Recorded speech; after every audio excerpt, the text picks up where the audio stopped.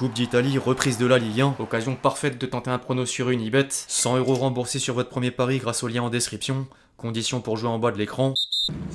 T'as passé des bonnes fêtes? Oui. Ouais, c'était bien? Oui, top. Équipe, j'espère que vous allez bien. Aujourd'hui, première chose à dire, c'est bonne année à tous, plein de bonnes choses, santé, paix, bonheur, et le meilleur à votre club de cœur. Plus sérieusement, ensuite, vous n'êtes pas sans savoir que les premiers jours de 2025 sonnent le début du mercato hivernal. On y est enfin pour de bon. Les clubs peuvent enfin agir après avoir manœuvré en coulisses et la Ligue 1 n'aura pas perdu de temps, à l'image de Rennes avec la signature de Seko Fofana contre 20 millions d'euros. Bon, la vidéo de présentation du joueur avec Pierre Bachelet des Corons et les frites était drôle de chambrage, mais j'ai forcément le seum en tant que supporter lensois. En dehors du pays, sinon les cadres européens sont prêts à rectifier le tir au sein de leur effectif. J'avais donné l'exemple de Manchester City dans le précédent numéro, mais deux écuries européennes sont confrontées aux blessures, synonyme de perte de vitesse sur le plan sportif. Par contre, tous n'ont pas les mêmes problèmes, comme le Barça, à l'instant T du moins. Le club catalan n'a malheureusement pas réussi à inscrire Dani Olmo pour la deuxième partie de saison en Liga, et plusieurs gros clubs ont déjà sauté sur l'opportunité à coup zéro. Reste un court délai, demain au plus tard. Plus de concret à venir comme d'habitude dans le reste de cette vidéo. Les amis, avant d'entrer dans le vif du sujet, vous savez ce que je vais dire. Je compte sur vous d'avance pour lâcher votre plus beau like. Nouvelle année, série transfert oblige. Merci à tous ceux qui le font, vous êtes les boss. On entre dans le vif du sujet avec le Paris Saint-Germain prêt à mettre en action l'objectif d'effectuer un léger dégraissage avant d'envisager quelques arrivées en fonction du marché. Skriniar, Kolo Muani et Asensio pourraient vite exécuter la règle, d'autant plus que le défenseur slovaque est proche d'un prêt au Galatasaray. L'ancien Nantais attise la convoitise de plusieurs cadres européens dont l'AC Milan après la nomination de Conseil Sao. La direction parisienne entend néanmoins récupérer au moins 60 millions d'euros et l'attaquant espagnol fait l'objet d'un intérêt de la Juventus. Si les dossiers venaient à toucher au but, le PSG devrait accélérer la quête de renfort en défense comme en attaque. Les dirigeants parisiens ont déjà commencé à rechercher une alternative à Marquinhos dans l'arrière-garde, un ailier gauche pour concurrencer Barcola et un buteur au cas où Luis Enrique finit par changer d'avis. Luis Campos s'est repositionné sur Osimhen mais penserait également à relancer la piste Vlahovic. Outre les cibles prioritaires, le club de la capitale reste ouvert aux opportunités en plus de préparer le mercato estival. Le conseiller sportif parisien garderait un œil sur le gardien de l'Atalanta en la personne de Marco Carnesecchi. En parallèle, d'autres noms sont dans les tuyaux comme Nkunku, Dani Olmo, Musiala et même Mohamed Salah. Le premier cherche à quitter les Blues, le deuxième s'apprête à partir libre suite à la décision du tribunal de rejeter la demande de mesures conservatoires du Barça. L'agent du joueur a ensuite écarté l'idée d'un départ, mais la Liga donnera un dernier verdict demain, avec la promesse d'un règlement grâce à l'argent des loges VIP du nouveau Camp Nou. Le troisième a quant à lui certains points de désaccord avec le Bayern sur la nouvelle prolongation de contrat. Du coup, le champion de France suit la situation de près aux côtés du Real Madrid, Manchester City et Liverpool, alors que le quatrième aurait reçu une proposition de contrat du PSG avec un salaire supérieur à celui proposé par la direction des Reds. En parlant de salaire, Nuno Mendes serait d'une autre part décidé à rejoindre Manchester United.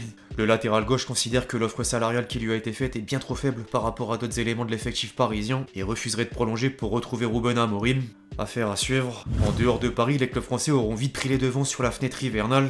L'Olympique Lyonnais a cédé les 6 derniers mois de contrat d'Anthony Lopez au FC Nantes. Et John Textor tient plusieurs options pour améliorer les finances en vue de répondre au verdict de la DNCG de rétrograder l'OL en Ligue 2 à titre conservatoire. Tolisso est sur les tablettes de Brighton. Wilfried Zaha intéresse le Galatasaray. Adrielson vient d'être approché par le Trabzonspor. Jeffinho s'est engagé avec Botafogo de façon définitive contre 5,3 millions d'euros. Et Gift Orban est en passe de signer à Hoffenheim pour 12 millions d'euros dont 3 de bonus. Rennes s'active quant à lui sur tous les fronts dans le but de relever la barre en deuxième partie de saison. Le Stade Rennais a enregistré la signature d'une ancienne gloire lensoise dans la personne de Seko Fofana. Mais d'autres éléments du Racing sont attirés par Arnaud Pouille, à commencer par Brice Samba, déjà d'accord sur les termes d'un contrat. Le club breton pourrait ensuite s'attaquer à Jonathan Grady en cas de départ de Christopher Wu dans le viseur de Stuttgart. En parallèle, les dirigeants rennais ont lancé la quête du remplaçant de Santa Maria et vise Joris Chotard, mais également Habib Diarra, même si le second dossier sera difficile à conclure face à la fermeté de Marc Keller. En parlant de joueurs lensois, mon Lens fait face à un chantier XXL entre trouver le successeur de Brice Samba, le dilemme Rouzanov-Danso et la piste d'un attaquant face au manque offensif. Quelques noms de gardiens ressortent, dont Alban Lafont, Arnaud Tenas en vue d'un prêt, Justin Bijlo, numéro 2 des gardiens au Feyenoord, Oğuzhan Sakir, international turc, ou encore Jean Butez, familier au frère et entraîneur adjoint de Will Steele. En parallèle, Danso est devenu la priorité de Wolverhampton, mais Rouzanov a plus de 15 prétendants. Du coup, les enchères montent et rien n'exclut la vente du duo, malgré la première intention du Racing de ne vendre qu'un des deux défenseurs. Le club artésien fonce d'une autre part sur un attaquant du nom de Sonji Hansen dont la valeur est estimée à 5 millions d'euros. Dans le reste des informations autour de la Ligue 1, Monaco a ciblé le meilleur buteur du championnat russe en la personne d'Ougalde, mais vient de trouver un accord avec un autre attaquant de Sturm Graz du nom de Mika Bierets. Le club de la Principauté envisage également de recruter Matazo pour renforcer l'entrejeu. L'Olympique de Marseille s'est renseigné sur un piston de la Roma du nom de Nicolo Zalewski. Le Havre devrait récupérer 3 millions d'euros grâce au transfert d'Engoura au Cercle Bruges. Le LOSC est quant à lui assez calme, mais Jonathan David vient d'annoncer dans les colonnes de La Voix du Nord Nord que prolonger est toujours possible. Je cite, « Comme le président l'a dit à plusieurs reprises, il y a des discussions, on parle et après aucune décision n'est prise. On est en train de parler, la porte n'est jamais fermée, c'est du 50-50. » Place désormais aux autres championnats majeurs où les choses sérieuses commencent chez certains cadres européens. Manchester City a quelques idées derrière la tête pour aider Guardiola à relever la tête en deuxième partie de saison. Les tabloïds anglais ont rapporté que les dirigeants du club mancunien cochent plusieurs noms, dont Florian Wirtz, Musiala, Marguerite, Guimarães, Zubimendi et Omar Marmouche. Francfort a même commencé à sonder le marché en prévention d'un départ et pense à Jonathan Burkhardt, mais également à Kalimundo en partance de Rennes. Par contre, les Citizens pourraient perdre certains éléments comme Grealish dans le viseur de Tottenham et Newcastle, ou encore James McCarthy. Le milieu offensif de 22 ans intéresse West Ham, Brentford, le Bayer Leverkusen et la Fiorentina. L'autre Manchester doit sortir d'une situation encore plus critique. Manchester United devrait indiquer la porte de sortie aux indésirables à l'image de Rashford et Anthony. Le second ferait d'ailleurs l'objet d'un intérêt du Betis Séville en vue d'un prêt. En parallèle, Joshua Zirkzee est intéressé par un retour en Serie A du côté de la Juventus. Au rayon des arrivées, c'était pas prévu, mais Ruben Amorim aimerait attirer Joe Keres. Le meilleur buteur européen en 2024 dispose d'une clause libératoire de 80 millions d'euros. Dans le reste des informations autour de la Première Ligue, Liverpool pourrait prêter Federico Chiesa, d'autant plus que le joueur veut partir et 3 clubs italiens sont positionnés sur le dossier. Aston Villa vient quant à lui de soumettre une offre de plus de 22 millions d'euros à Dortmund pour le transfert de Daniel Malen. Le BVB devrait d'une autre part casser le prêt de Sébastien Haller à Leganés pour le transférer au FC Utrecht sous la même forme. Du côté de l'Espagne, ensuite, l'Atlético Madrid attend la décision de Griezmann en mars lorsque le champion du monde 2018 aura 34 ans. Le Real Madrid est prêt à acheter Alexander Arnold en janvier, mais refuse d'investir plus de 15 millions d'euros. Le Barça est concentré sur le cas Dani Olmo sans pour autant rester inactif. Le club catalan pousse les signatures libres de Jonathan Tah et Thomas Partey pour l'été prochain.